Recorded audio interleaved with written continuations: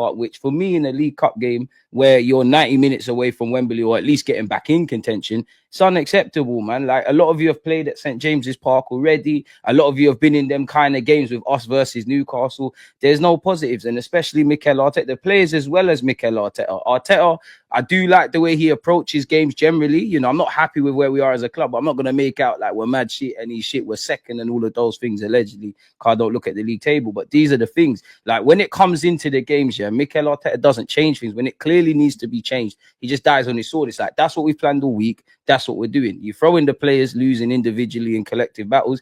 You can't afford to play like that in a cup, innit? You can't move like that, especially against Newcastle. Like, big up Newcastle, because everything I wanted to see, they did it. They won the tactical battle from a manager's front point of view. The players did what they needed to do. Same old, really. Like, they need to not score, to get a click, for them to get 2 clean sheets, not score, somehow play worse than they did at the Emirates. Boy, same shit, different toilet, man. When it's crunch time, Mikel Arteta don't go over the line, bro. Yes, it's a madness, because, like, bro, even when I looked at the lineup, I was like, what's my man done differently? If you got to overturn a 2-goal deficit, what are you doing differently to the first leg? It's kind of like man accepted his fate was already sealed. You could. For me, you should have started Ethan, but I get the logic. You had a great game beating City 5-1. Everyone kind of deserves to start, but again, I hear all of that. And for me as well with the players, it's one thing I cannot forgive you lot for even not being switched on mentally. I don't know if it's fatigue or you're tired or just shit or everything. I can't forgive you for not approaching a game at St. James's Park in the right way. But if that's the case, I'll forgive you. See, when VAR disallowed the goal, which was the best piece of defending from us on the night, that's when I need to see alarm bells ringing. And it weren't. We're losing our battles. We're going long where you got them big, colossal defenders. It's Kai Havertz is shit anyways and limited, with the greatest of respect. He's out of his depth. We're playing short. We're getting caught. High line is being exposed. Players are not turning up. Horrible from everyone, man. Horrible, man. Horrible. Like, you lot just do what you're doing in Dubai. I don't want it to be a holiday. You lot need to be doing all sorts of cardiovascular drills in the extreme heat, and make sure you come back on serious business. Like, what's the deal with that Dubai team? What do you think? That's a gimmick thing because it worked last time, or have you man got a thing where you just always go there? Because it seems a bit random. Bro, like, listen, Arteta makes a big song and dance about that. You lot go do your togetherness thing. I'll be real. I don't really care about it. Like, I really don't, because if it was up to me, you lot would be going with green, let alone Dubai. Just make sure you come back serious. I think some of our fans are reading too much into it. Like, I'm hearing comments like, oh, they were thinking of Dubai in the Newcastle game. I think my players were just shit. Anyone who's played football, whether you were shit or not, you're not going into that game thinking, yeah, we're flying to Dubai. It's a nonsense. They're not, bro. It's exactly. You just game, blood. Exactly, you just got ripped. It's got nothing to do with that. I don't know what they done in Dubai last year, but you need to do that again. And I do think the mentality's improved, but it's not that of champions. These men are volatile. The same man you see missing the occasional 3-4 chances, you saw it last season. There's going to be times where these men are going to beat teams 3-4-0, and it's going to look like we don't need a striker. When the pressure's off, we're going to put in a mad run of form. This is the issue. Like, you've done your little rebuild thing, getting over the line. You need to be dogs. Not everyone's got that mentality. You can count on one hand who's really a dog in this team. You probably say Gabriel. You probably say Saliba. You'd throw young Lewis Skelly into that. There's probably like 2. Kai Havertz is not the best of footballers, but he's like that. The rest of the team, when the going gets tough and you need to get a result, there's not too many times. It's literally the same repeat. We'll put in great runs of form. We'll score. There'll be occasions where we score 4 or 5 goals. But when it matters, man are not defending to their standards. Man are not scoring to their standards. Me and you both know football is a simple game. If you don't defend well and you don't score the goals, you're in trouble, bro. Like, so we're going to keep saying this thing week in, week out. Like, we're going to keep talking about the manager. We're going to keep talking about the players. Definitely the olders. This is what we do, man. Like, it is what it is. Soft underbellies, bro. Soft. Yeah, bro. And that's that. I've seen that more so as an accusation for your skipper, bro. Like, would you stand on that? Because people been getting onto him recently. Do you know what I'm saying? Like, more often than not. Obviously, your captain's kind of supposed to be a talisman, but also, rightly or wrongly, Arsenal fans kind of labeled him as your creative spark, bro. And the spark is just not taken at the moment.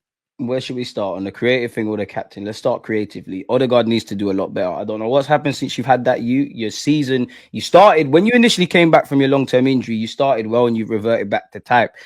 You ain't doing the job. You're not leading by example and all of that kind of jazz. Now, my problem with Mikel Arteta, obviously, if Odegaard's your creative spark, fair enough. But I might be naive. I don't understand football like Mikel Arteta.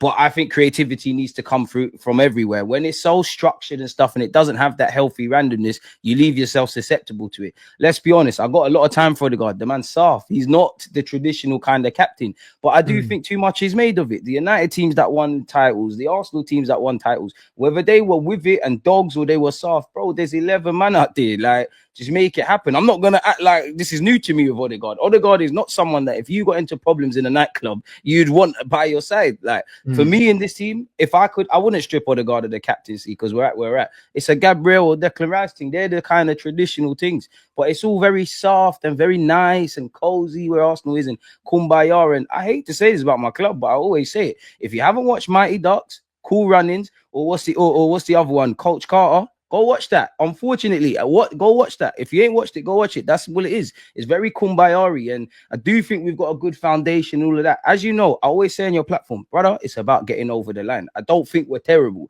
but it's about getting over the line. And that nastiness, those fine margins that my team always waffle about and never on the right side. When you ain't got a striker, that needs to come from upstairs, though. But it's not going to come from upstairs, bro. At best, it's going to be a Liverpool thing with Klopp and FFG. In that, I know Liverpool fans have never been happy with FSG or whatever. Whatever Klopp did, he got them a Prem, he got them a champs. Arne Slot is definitely minimally getting one trophy. This is where you're in that. This is where you're in that kind of mad range. In that the Cronkies don't want to win stuff. They have given Arteta money. He's fumbled a lot.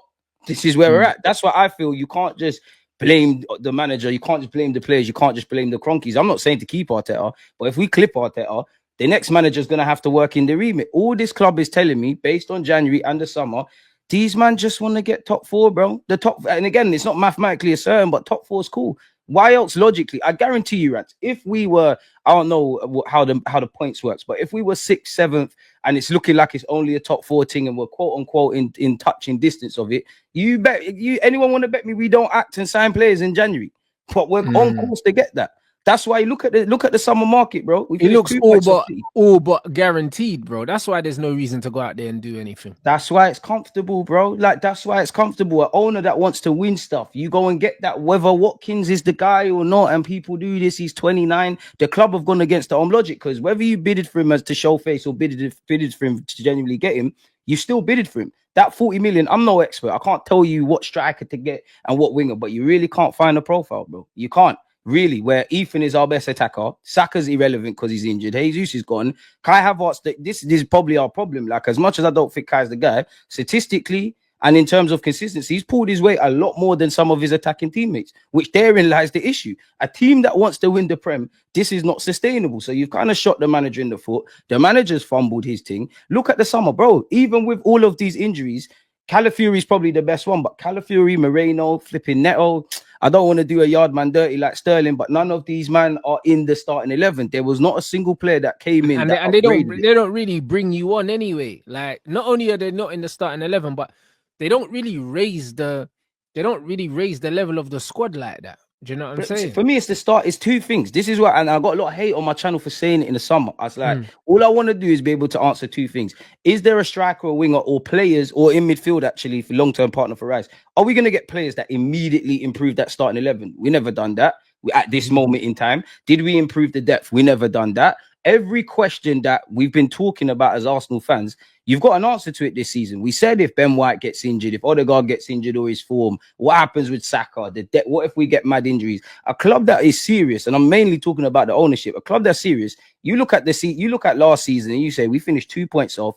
Kai Havertz only did it for a half a year. The other boys, excluding Saka, had little patches of form. We had a clear run with injuries, but you still missed Timber, Tomiyasu, and Partey. You make sure that you cover your back, bro. Madness. So Arteta has to hold it. The club have to hold it. And this is where we're at. I only feel sorry for the players and the fans. Even Declan Rice. Declan Rice came out. I can't remember the game, bro, but he came out and said, Tini had to come and play left wing. I'm sure the manager wants to sign people. So that tells me indirectly, because Rice can't shut up on the best of days, how men are feeling. Shot ourselves in the foot, not controlling the controllables and all these buzzwords that they speak on, man. It's a joke thing. Yeah, but why would Tierney need to play left wing if you brought in Raheem, blood? Man, and this is what I'm saying. Like, I think, to be fair, I think the game I'm referring to, Sterling was injured, but this is what I'm saying. Let's be honest. We can, we love Sterling. He's a yard man. Some people can fall for that. I got a point to prove and all that. It's a relationship of convenience. Just scrambling around for a goalkeeper and an inside forward to the last day of the season. And it's a thing where you get Sterling, it's better than nothing. Arteta don't rate him. You've just replaced Reece Nelson. When you play him, he's playing right wing. It's not serious. It's just ticking over to get top 4 as long as the money comes in. Even going back to the summer, like, there seemed to be an emphasis on sales. From a footballing point of view, it's a failure. I don't feel the Cronkies and anyone who's an accountant or anything in connection to Arsenal think it's a failure. We're ticking along. The fan base isn't exactly divided. As long as Mikel Arteta doesn't go too crazy, like we've dropped out of the full top 4 race, everything is cool. Everything is nice. Everything is kumbaya. And this is why we're at where we're at, bro. Like,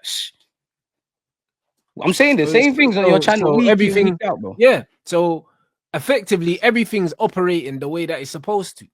Exactly. Apart from what us fans want. So this is why on the best of days, I don't get too excited, but you have to mentally check out. If something happens, great.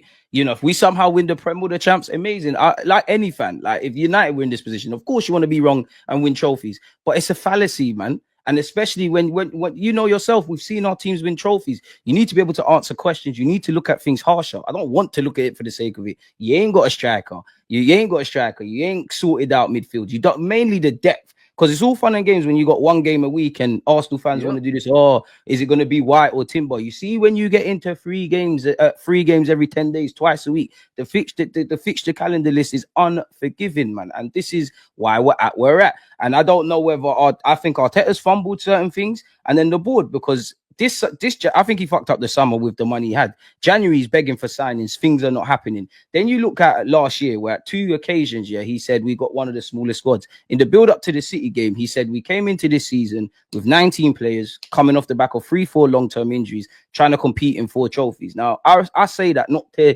even get into that. It does the maths? It doesn't. Like, and even Arsenal fans, they want to do this competing thing, but they don't understand what it takes to get over there. Like, it's an idiot thing. And this is why I think you can't just do this whole blaming Arteta thing, even though I do think he has to be held accountable. There's a lot of people that will gas up Arteta to the high heavens and do everything but blame the man. Then you have to look at the recruitment. Like, bro, January, we've got a what do you call it? A summer intern, essentially, in Jason Ito. When you're seeing the rhetoric from the mouthpieces of the Ornsteins and whatnot, he's doing a good job. What good job are you doing? Maybe I'm wrong, Rance. Have you seen players sign new deals? You see anyone come in? That just tells me you're on what they're telling you to be on and you're cool. Everything is nice, bro. You man don't want to win stuff. Like, you don't. Yeah, bro. Yeah. But then, so what do you see happening then, bro? Do you know what I mean? Nothing. It's just going to be the same old thing. Forward. Because I remember our brother, because I remember, bro, our brother dropped a message in my chat yesterday, and he was like, and he might even have been an Arsenal fan, but he was like, yo, blood, how long's a manager's apprenticeship, blood? You know them way there, because bro, this is what season 6. He's not like they've struck gold. I can never compare Mikel Arteta to Arsene Wenger, but they've struck gold. He's going to be the long-term guy. He's going to get you top 4. Let's be honest, it's a relationship of convenience. He gets to learn his craft as a manager without any real pressure beyond the obvious. They're getting their balance sheet. It's going as long as it can. And even that, I don't really care if Arteta stays or goes, really, because I can't guarantee getting a new manager brings success. Neither am I going to say just keep persistent, because how long does it go with that? What I would say is the ownership don't want to be winners. That's where Arteta fumbled. I can't sit here and blame the Cronkies as to why Arteta didn't win that trophy last year. Because when money has been available to you, you haven't done it. And as much as I think these owners, quite frankly, need to fuck off, if they sit here and say, oh, DG, you know what? Yeah, I hear what you're saying. You might not like us. But we've broken our transfer record. We've allowed them to sign goalkeeper and left back galore. We've allowed them to sign Moreno and do all of these things. It's his business. Like, it's his business. You look at the correlation between none of the issues that we are talking about now and this season. We found them out this year. Depth, we've been knowing. Injuries, we've been knowing. Relying on Saka, we've been knowing. Man that put the ball in the back of the net, we've been knowing. But this is the thing. Arsenal fans want to sit here and tell you, oh, we got 90-odd goals. We're second top goal scorers in the Prem. That's great. For someone like me that's balanced, that tells me there's a good base. But when you get beneath that, brother, it's Saka. Other men are gonna, when we thump up teams 3-4-0, they're gonna get goals and they're gonna chip in here and there. But you're lying to yourself. No one's gonna do the the duration of the 38-game calendar. As you know yourself, Rance, when you want to win leagues, man need to know strikers getting this, wingers getting that. Something happens. Even if we had a man that's given 50% a Saka, and when they sit here, these PR dons, and they come out and say, oh, market opportunity, no one's available. It sounds great, but a lot of fans are sheep. Can you really not find someone to the point where Saka's one thing? Young Ethan, he's 17, bro, and we've got the most faith in him. If you get to at that point, it's incompetence. This is why I'm saying, bro, for me, love my club. We'll enjoy the slappings of City and what we're doing in the top 6. We'll hold my L's when it goes left. I know we're not serious. Like, we're not. You're not. Because you don't behave like this. I know I sound like I got all the answers and I'm just an armchair expert, but man, seeing this movie, bro, like, yeah. And the thing is, you man are seeing this movie on repeat every single year, fam. Every single year. This is just what it is, bro. Like, and it's not even a thing where man could turn around and say, is he or isn't he a good manager? It's not even about that now, bro. It's over the line, bro. Can man get you over the line? That's it. That's it, bro. Like, everything else that he's done up to this point, unfortunately, it doesn't matter anymore, bro. Because you exactly when it's crunch time, respectfully, Arteta and the players, I love you lot, but you're not doing it. Like, it doesn't. The winners win, the losers explain, bro. Like, it's that. And again, I don't know if this comment's misunderstood me. I am on getting a new manager if you can. Likewise, I'm not going to cry if Arteta stays. I can't guarantee either. What I do know is the ownership, but there's no long-term success. I genuinely, obviously, there's an alternative world to what I'm about to say, yeah, and that it will make sense in a second. In that, if we won the league, maybe Nico Williams says, you know what, I want to join. Seska, I want to join. But I genuinely think if we won the league last year, then man would have still had the same summer. Man don't want to be winners from top to bottom. Like, it's accountants, and I've got nothing against lawyers and accountants, because there's people that probably watch your channel that are lawyers and accountants, but they're footballing people. As long as the balance sheet balances, the merch is going to keep coming out. We're going to keep talking about the same things. Man, have to fluke a trophy if we want that. It's as simple as that. No, so 100%. It is what it is. Because the thing is, there's nothing that Arsenal can do differently to ensure nothing with the same coach, because money's been spent. Do you know what I'm saying? And you man have been stagnant, bro. Like, man are breaking transfer records, club transfer records and stuff. So it's not like man are not doing stuff. And this has been the worst season in this quote-unquote title race. 2020, obviously, I only care about winning, but 2022-23, cool. It was a breath of fresh air. Last year, we was going to fall off. Everyone was going to be amazing. And ultimately, we didn't win it. But there was defensive solidity, and we did what we could in it. It is what it is. The same old issues were there. I wanted Arteta to marry that 2022-23 attacking sense with the defensive of last season. This year, and I can only speak for myself, I've not been happy since the start of the season against Wolves. I love beating PSG. It's nice to thump up players in teams in the top 6. But generally, the football, everything, like, we're not maximizing everything we can maximize. So we're going to keep having these conversations, man. Like, at this point, I don't know what else to tell you, Arsenal related, bro. Like, no, bro, I hear it. Do you know what I'm saying? And like you mentioned as well, like, you need to, there's a couple players that you need to tie down to new contracts, blood. Because if you keep doing this fuckery, do you know what I'm saying? Then, bro, you never know. For the Newcastle game, Saliba, you're not ready for that, man. You're not ready for that. Bro, Gabriel. Do you know what I mean? You got Gabriel, Saliba. Do you know what I'm saying? Obviously, Bukayo Saka's gonna be Saka. He'll stay anyway. I reckon it would take a lot to probably turn his head. But the foreign players, hey, blood, the game's the game, man. Yeah, this is what's gonna happen, bro. If you can't get these men over the line, it's gonna be spooky, bro. It's gonna be real spooky. I don't really care, man, but make sure you man sign new deals, man. Like, they won't love you like we love you, pause. Yeah, no, I hear it. I know what I'm doing, but like, nah, bro, I know what I'm doing. I don't know. You might as well stay at Arsenal, boy, because some of the shit he gets away with at Arsenal, he ain't getting away with that. No, I know. You count on one hand. It's big William Saliba, blood. Nah, bro, William Saliba's looking spooky, fam, I swear that. 50 Cent, many men, bro. One little L against Isaac, you know. It's cool. Bro. I've seen Omri rip Cannavaro and that. But it was a multiple times thing, you know. Where? Man, I'm saying, like, bro, when has Saliba been ripped like that? You got Perez, love it, man. Like, we ain't seen any of it. Saliba was looking scared, bro. Right, man. I swear down. He was looking like when them started growing his hair, it's been looking beaky. And they see hooded brothers walking up beside them and they're clutching their pearls and that. And that's what I remember sitting on your platform and man told me not to rate Gabriel, not you, but people in your chat, not to rate Gabriel Magalhaes. Now you see why people were looking at me crazy when I said he's Saliba's bodyguard. He's the most no, he's not now, but he's been the most underrated player we've had. Obviously, he was learning the tricks and the trades of the game. He had the bozo G all of that. I still think that kind of stays with him. Is what it is, man. Happens to the best of us, man. It's how you bounce back. That shows the soldier in you, man. Gabriel is definitely. I think he's improved. I think that maturity's just come with age, innit? You know what I'm saying? What, he's like 26 now. Do you know what I mean? So he's starting to grow in. He's starting to grow into like the responsibility and stuff like that. But bro, it's the Saliba thing, bro. Man, he looks haunted, blood. I can't even lie. One little game against Isaac and we're doing all of this. Nah, it ain't one game, bro. Xerxes took man's chain, blood. Man, I'm moving like it's 10 or so games, and I'm seeing Lenny Euro in that. I'll be real. I don't want to hear about this. Listen, brother, listen. Xerxes probably one player that ain't got no PR in the Premier, and after he cut up, Saliba. Yeah, no, he cut up. The team was getting wheeled up on CBS. Wow, that's what happened. That's cool. Brother, I've never seen Van Dijk's still the best in the Premier. He's been ripped enough times. I've never seen no one get duppied like that. Yeah, it's calm. But man did this. Let's not do that. Like Henry and then Ronaldo ain't the best of the best. Who's the last? So we're not gonna rate Jerome Boateng because Messi got ripped. I understand the game's the game, but this is the point, bro. We're going back. We're going back as far as Messi and Boateng, to find a time where. So are we saying Saliba's not dirty? Like, are we saying he's not dirty? Like, I'm saying, that, bro. It's just like you see in boxing, when a man gets knocked out for the first time, like man are talking about when AJ got knocked out, to my man, to Ruiz, blood. After that, man are saying he was never the same. You see when man takes your jaw, when man take your jaw off your face, blood. This is when the half icy free genes kick in with Saliba. It's calm. No, bro.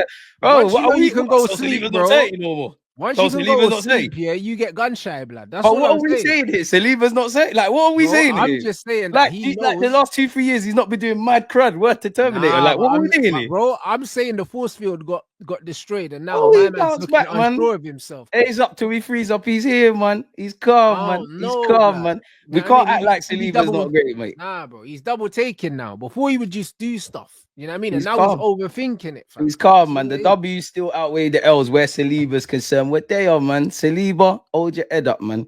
Isaac, you hope so. Isaac, come, man. Join us, man. I know you don't want to join us. I know we ain't got the bread, but alhamdulillah, please. Yeah, you don't.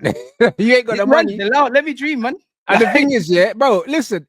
Bruv, them man have beat you 3 times this season, I swear. So what did I say when you asked me about Arsenal? Eddie Howe has Mikel Arteta's number. He's done it bare ways. Like I actually think one of the better games against Newcastle, ironically, was in the Premier League at St James's Park, and we were fucking shit. It was more of at least I can say it was more of a case of we didn't turn up simply. I don't know what Arteta said to Eddie Howe. He's done him. And again, we and you have spoke. I rate Eddie Howe, but I don't think because naturally, respectfully, it's Arsenal, Newcastle, and it's the context is of us getting ripped. People don't give Eddie Howe his plaudits, man. The way he played that back five, the way he set up traps that led to the press. Ironically, Raya's been done dirty. Saliba could have went out like that. The way they exploited the high line, everything went wrong. Well, right for them, wrong for us, man. Crazy. Yeah, bro. And this is the thing. Eddie Howe is showing that you can be a progressive football coach, without being a fucking hipster, bro. Because he's showing a versatility. Do you know? I wonder what phase he's in. Crazy.